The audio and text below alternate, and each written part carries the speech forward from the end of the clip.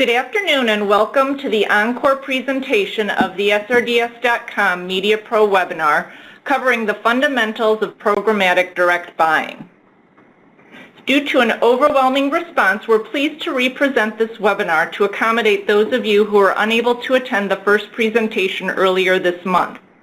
I'm excited to have you join us as we learn more about the programmatic landscape, what it is, how it has evolved and continues to evolve, and the different ways to buy programmatically. If any of you are like me and the mere mention of the term programmatic makes your head spin, after today I hope you'll have a solid foundation on which to build your programmatic knowledge base. We've got a lot to cover today, as you might imagine, so we've scheduled 45 minutes of your time. In order to keep things moving and to make sure we get through it all, I respectfully ask that everyone please mute your phone line. We're planning to do our best to accommodate some time for questions at several points throughout the webinar and at the end of the webinar, so please submit your questions as you have them via the WebEx chat box to the host. We'll also be sending out a link later today with the recording from today's session. You'll also be able to find the link when you sign in to SRDS.com later in the week. As many of you may know, my name is Tina Stevens and I'm the corporate trainer for Kantar Media SRDS.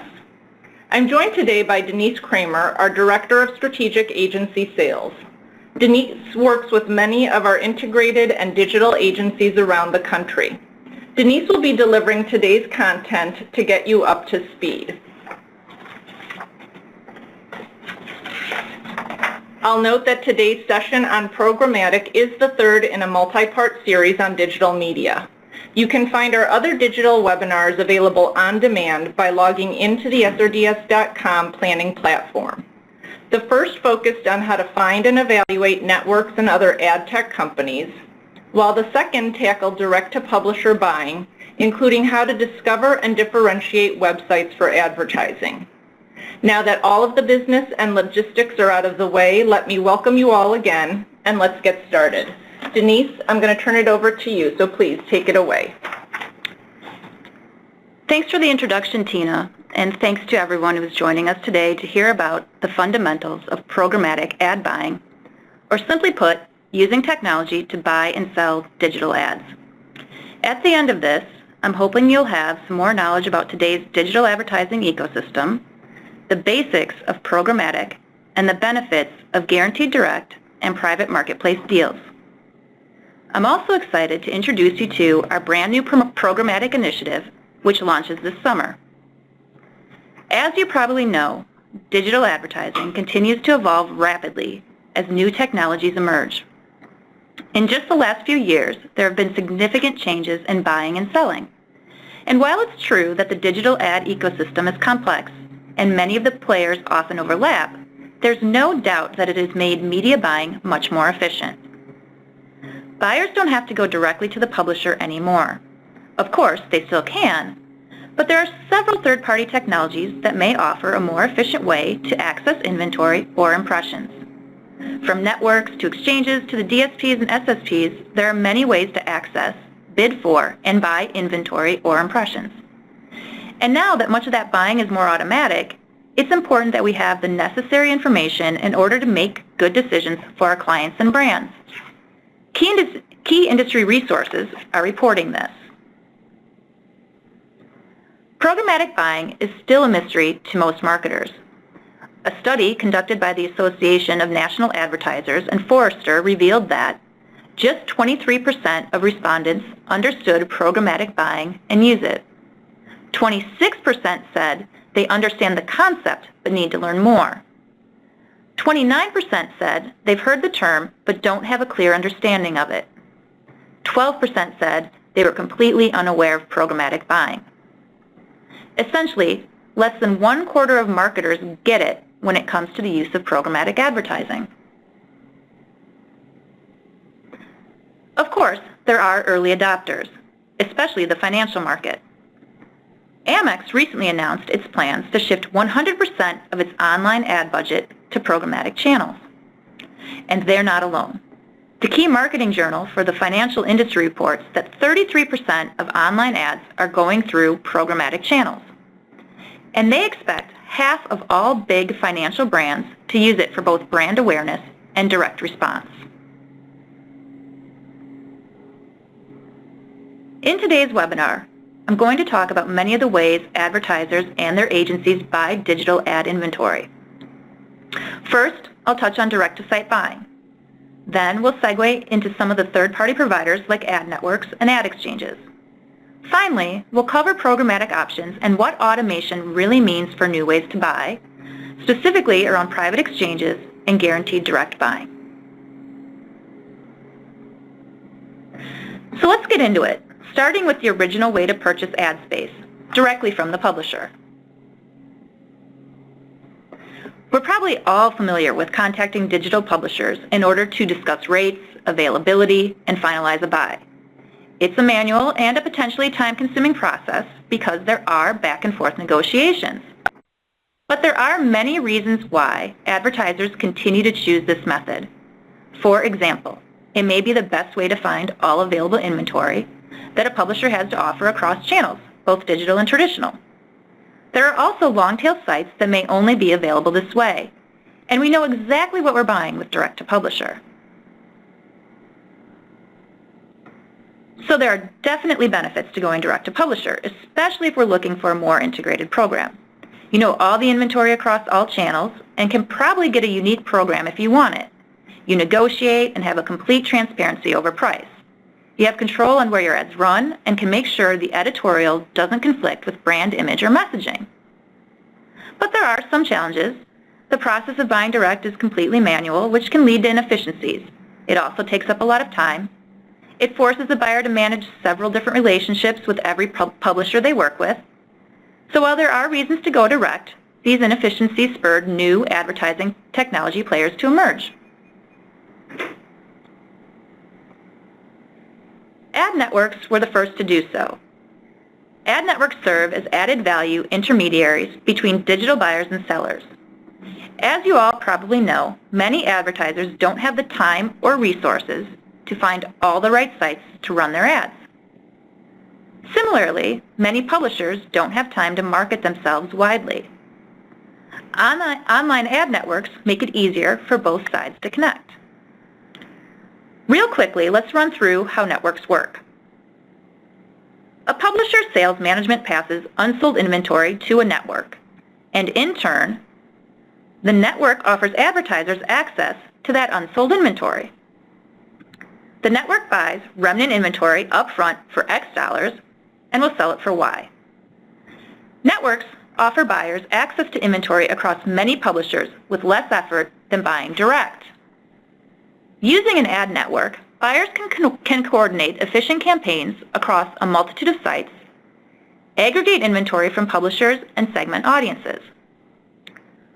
Often a network offers lower rates than buying direct because of the fact that it's remnant inventory. There are many different categories of digital ad networks, such as targeted networks, which serve ads based on the context of a publisher's page, audience segments, or user behavior. There are also vertical networks, which often represent a group of publishers within a specific sector, like a vertical network dedicated to food and recipes, for example. Then there's performance networks. They are more likely to be composed of a variety of sites and content, so they offer a more general audience. Their advertisers are typically more focused on getting clicks from a general audience rather than showing targeted ads to a specific niche.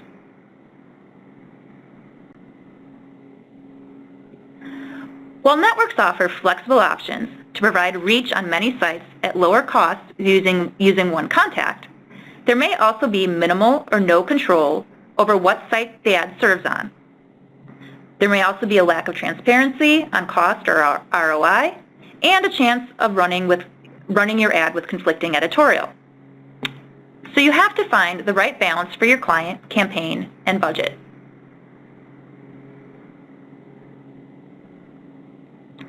So let's go through an example of when you might go through a network. Let's say your client, a fishing tackle company, is looking to advertise its new fishing rod online to raise brand awareness and drive direct response. The client would like to advertise on a variety of fishing enthusiast sites, but you don't have the time to contact every publisher.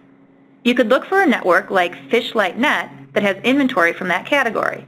You don't have to deal with individual publishers and can get the message to the right people on the right sites about the new product. Networks like the one in the previous example are possible because of technology and technology developments. The needs of different players in the relationship have created other platforms to change the process, particularly the demand-side platforms and supply-side platforms. Buyers like you wanted easier ways to find the options, and publishers wanted automated ways to deliver their availability. So let's do a quick review of DSP and SSP.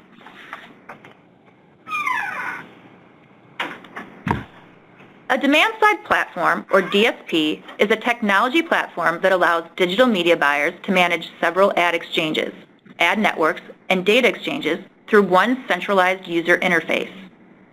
Media buyers input parameters and goals into the DSP, and the DSP identifies advertising opportunities across multiple networks and exchanges, finds the best prices for the most views in the target demographic, and then executes the buys automatically. DSPs provide access to many opportunities in one place and often have employees to handle any manual tracking or bidding on clients' behalf. On the other side, a supply-side platform or sell-side platform does the same sort of thing for the publisher. An SSP is a technology platform used by publishers that offer outsourced media selling and ad network management services. Many large web publishers use an SSP to automate and optimize the selling of their digital media space. SSPs are now more popular among publishers who see them as a way to stave off the price dilution that occurs as agencies and brands increasingly allocate ad spend to demand-side platforms and ad networks. This is a good place to pause for a minute to see if we have any questions about publisher direct, networks, DSPs, or SSPs. Okay, give me a second, Denise, and let me see what's come in.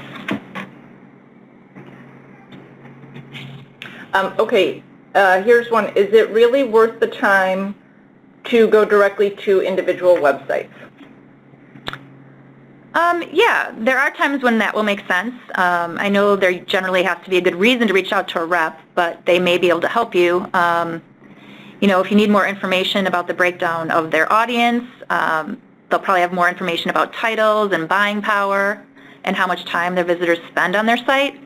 They'll also be knowledgeable about what other options are there to reach their audience, whether it's sponsoring webinars or events, things that can make your campaign stand out. And of course, print. If they have a print presence, you may want to take advantage of that as well. A rep is really there to provide you with more details that you wouldn't necessarily find on their site. And they're also the best way to find out about all inventory that they may have available, not just through their third parties. Okay, and speaking of inventory, here is one related to that. How do you know if something is remnant or premium, or does it really matter? That's a really good question.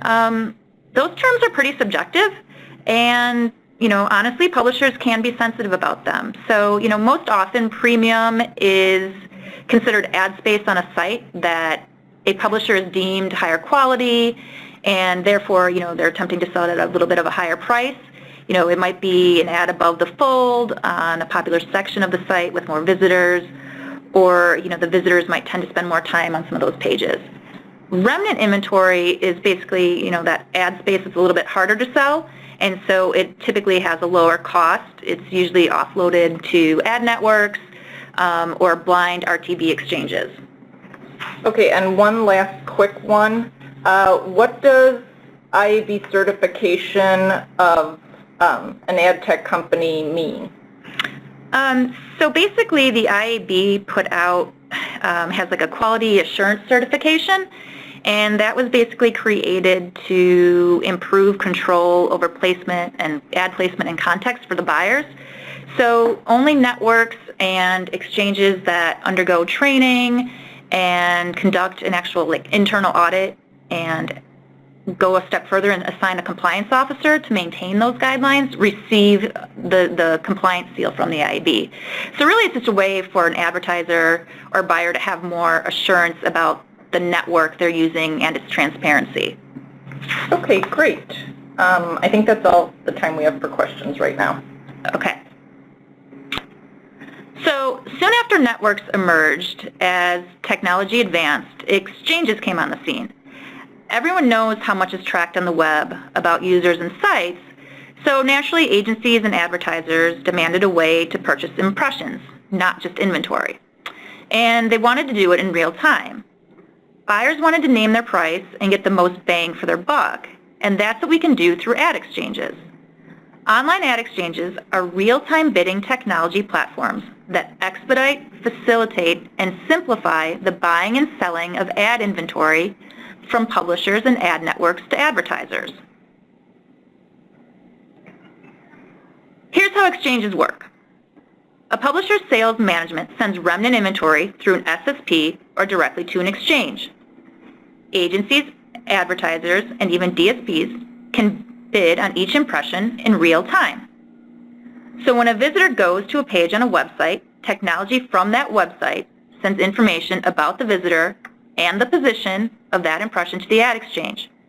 The ad exchange presents that information to the buyers who bid to appear in front of that visitor. The exchange then instantly presents the prepared creative to that user. This typically happens in a third of a second. Buying is done based on specific rules. For example, impressions are tagged so they can target individuals based on a number of factors including demographics, buying behavior, or recent browsing history. The decision to bid is often based on that information.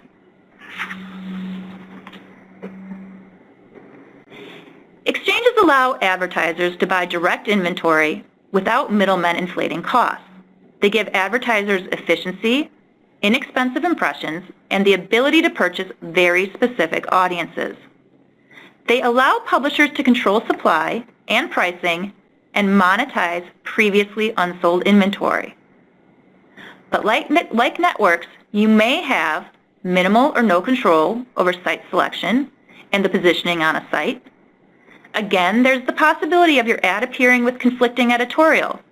And in this case, you may need employees to monitor results for optimization.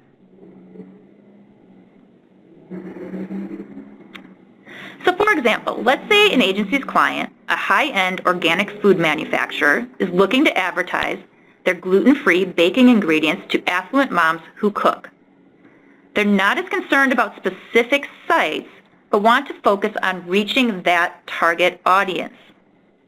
Using its DSP, the agency decides to plug into several open ad exchanges, set up their rules, and purchase less expensive impressions to reach that specific audience.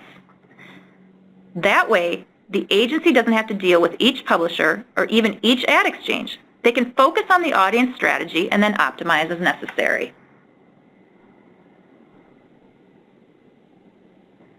We're going to pause a minute here to see if there are any questions around exchanges.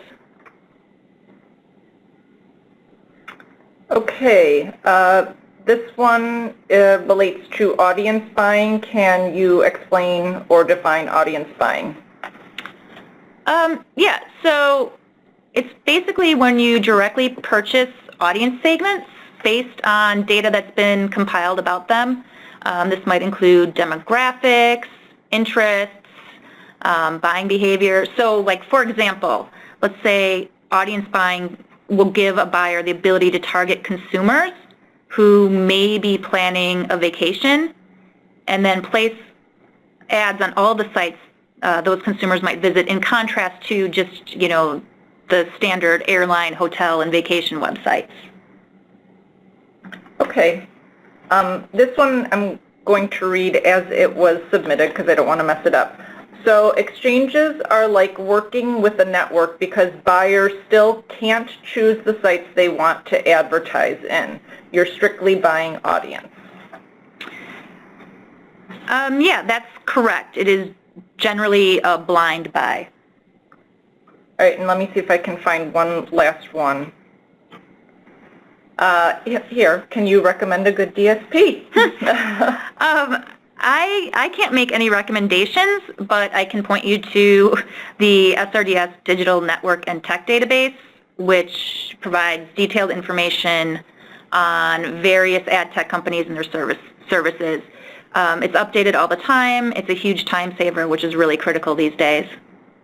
Okay, and that's it for now in terms of questions. Although open ad exchanges offer impression-based audience buying, they also have limited transparency. Media buyers weren't happy with the limited transparency of exchanges. They liked being able to buy impressions, but wanted to know where their ads were running. Private exchanges were created to meet this demand. Private exchanges are a subset of ad exchanges. They're sometimes referred to as private marketplaces. A private exchange is an invitation-only RTB auction owned by a publisher that is only open to select buyers. These private exchanges are designed to offer transparency with the ease of an exchange. Buyers are media professionals at agencies, agency trading desks, or even DSPs. Only authorized and approved buyers can purchase inventory through private exchanges. In a private exchange, inventory is bought and sold in real time at an impression level. It's done through one-on-one deals between the publisher and buyer. Rubicon, Pubmatic, and OpenX are all examples of SSPs that run private exchanges for publishers. For example, Hearst opened its exchange in 2012 through Pubmatic. Pubmatic also manages the U.S. marketplace of eBay, as well as Business Insider, Rodale, and Scripps. Rubicon Project manages the Wall Street Journal's marketplace.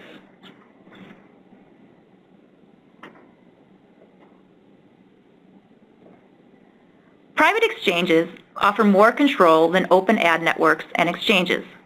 Buyers know the publisher and has more information about the inventory. They also deliver more transparency by guaranteeing access to a publisher's inventory before it is available publicly. This helps develop stronger partnerships with top publishers without the difficulty of direct deals. Advertisers can run campaigns at scale, quickly, and cost-effectively. The other things to know about private exchanges is that the prices are more likely higher than open exchanges because the buyer gets a first glance at what's available and knows more about where the ads will run. In addition, private exchanges are by invitation and typically only include bigger media companies and brands.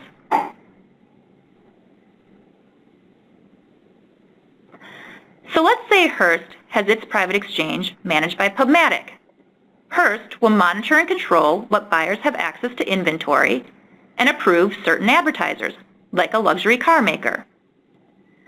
The buyer will get an ID from Hearst and then have the ability to access and bid in real time on impressions that Hearst offers. In this case, the luxury car brand can still buy impressions against its specific target audience and maintain control over what publisher serves the ads.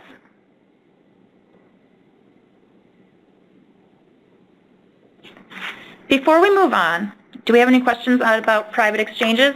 Here, give me a second to pull a couple that relate to that section. Okay, explain what you meant by invitation only. So that just means that the publisher gets to choose who they allow to advertise on their site. So they're not technically inviting them to bid, but they don't necessarily let everyone in. Okay, and then can you explain the difference between fixed pricing versus auction pricing? Yeah, so auction pricing is basically when the price for an ad, impression, or placement is just determined by the people bidding for it in the auction, and the highest bidder will win. Fixed pricing is a pricing model and agreement where an ad buyer and seller determine a flat price the buyer will pay for the inventory or deal, and it's explicitly stated in a contract. Okay.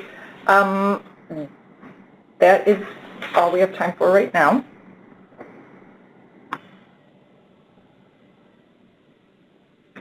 Okay, so now we're going to talk about another form of programmatic advertising, guaranteed direct. Guaranteed direct refers to the automated direct sale of reserved ad inventory between a buyer and seller.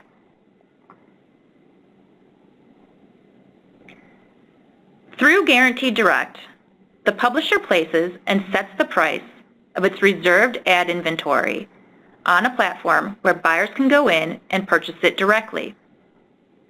Through this platform, buyers can buy reserved inventory from the publisher transparently. Guaranteed direct ad buys don't involve an auction or bidding. Typically, a third-party guaranteed direct platform will integrate directly with the publisher's ad server so that the publisher can guarantee impression and maintain control over its pricing and packaging. iSocket, iSellAds, AdSlot, and Shiny Ads are all examples of ad tech companies that offer guaranteed direct platforms.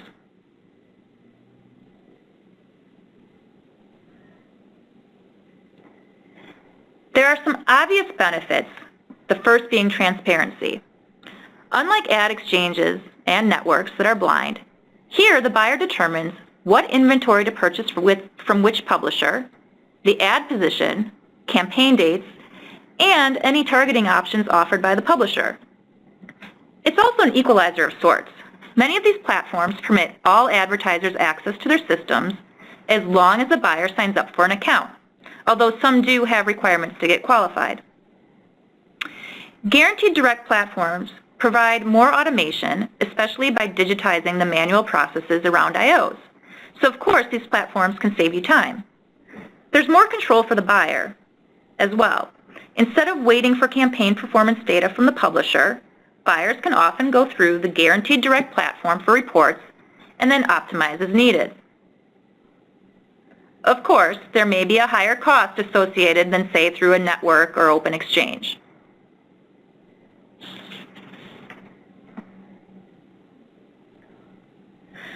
So how does it work? Let's say I'm buying for a bridal supplier. I'd visit the various platforms, type in my search term, or browse the publishers. When I come to a specific placement I'd like to buy, for example on the Knot, I click to add it to my cart. I would then set specific parameters, including number of impressions and campaign dates. I can also add targeting if the publisher has enabled it. Then I'd upload my creative and send the digital I/O to the publisher. They respond and approve it, and I'm ready to check out and pay.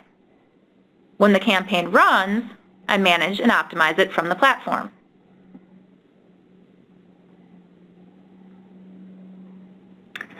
So let's take a moment to see if we have any questions around guaranteed direct buying. Okay. So is the main benefit of guaranteed direct that you can buy automatically rather than calling the publisher? Simply put, yes. But one thing to remember is that you can buy direct from multiple media companies by going through these ad tech companies like iSocket or AdSlot. Okay. Let me find one more. Okay, why do publishers want to sell this way? Wouldn't they rather sell through their reps? Well, automation, you have to remember, automation has benefits for them as well. From their standpoint, they probably would rather have their reps spending time with media people who really want to talk with them and work with them on, unique, creative, integrated plans. So this automation helps free them up, their reps up to do that. All right, I think that's it for now.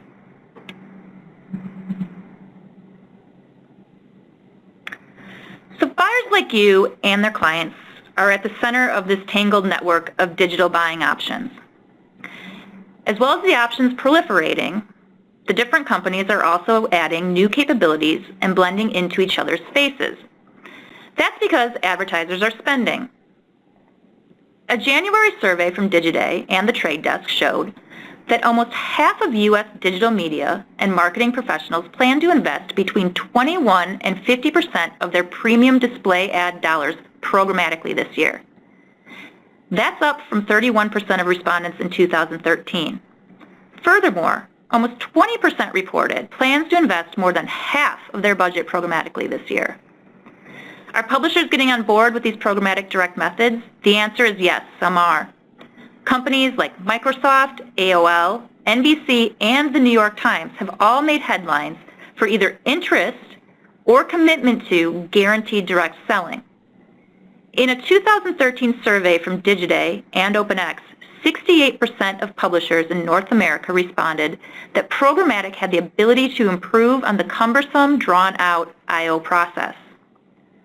As you can see, there are several new ways for buyers to access publisher inventory as well as impressions for specific audiences.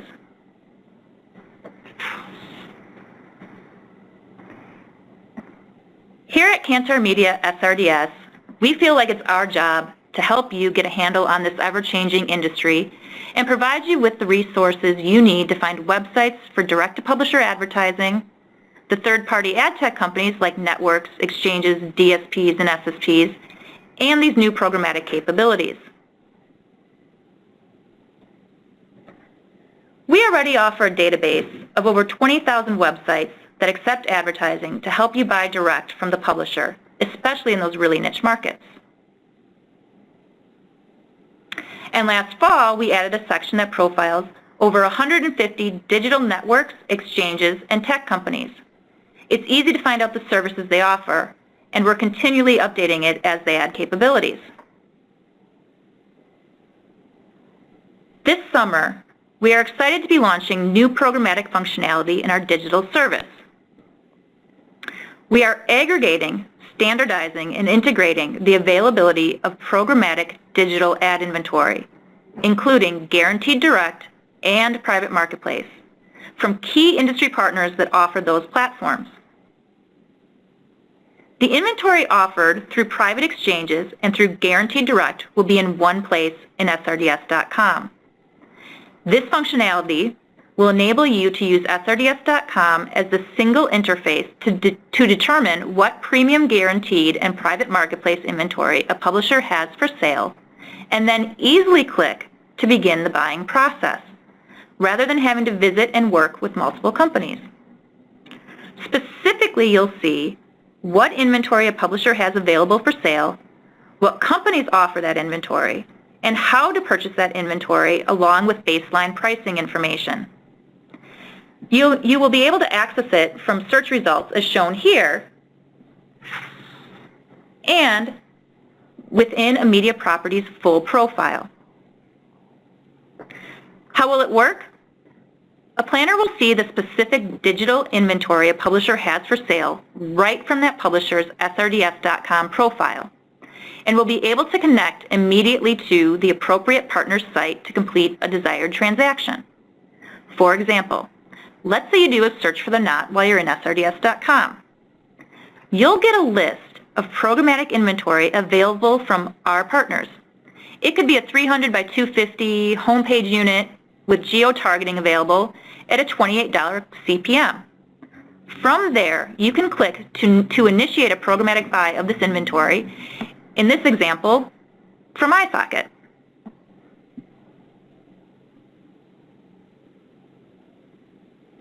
To date, we've joined forces with Rubicon Project, Pubmatic, OpenX, iSocket, AdSlot, Buy-Sell Ads, and Shiny Ads, and will be displaying their available publisher inventory and pricing to you.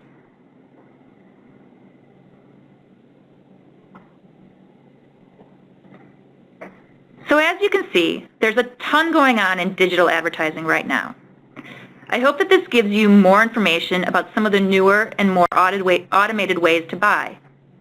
When you do foray into programmatic buying, there are going to be questions you need to consider. First, just like with any other campaign, things like, what's your target market? Is it broad? Is it niche? Are you trying to buy an audience or individual visitors or both? Do you need options that include print or other media? What level of transparency do you need? What kind of human resources do you have for RTB and optimizing? Do you want to participate in auctions? And do you already have access to exchanges? There may not be one right answer for your campaign, but we'll be here to help you make sense of it all.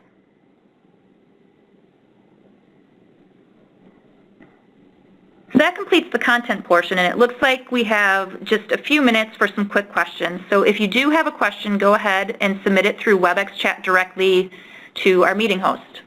And just give me a second. There has been rapid fire questions, so I just want to see if I can figure out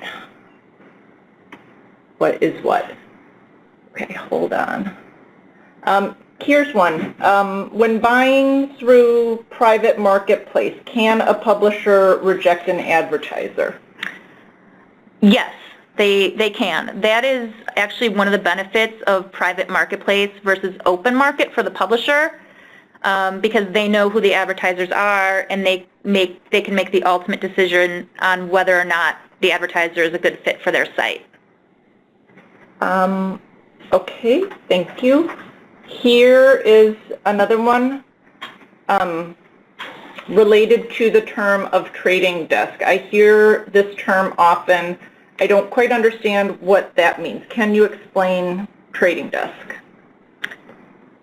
Yeah, so most agencies, or agency holding companies, I should say, now have a division that's responsible for buying ad inventory on exchanges, doing the real-time buying.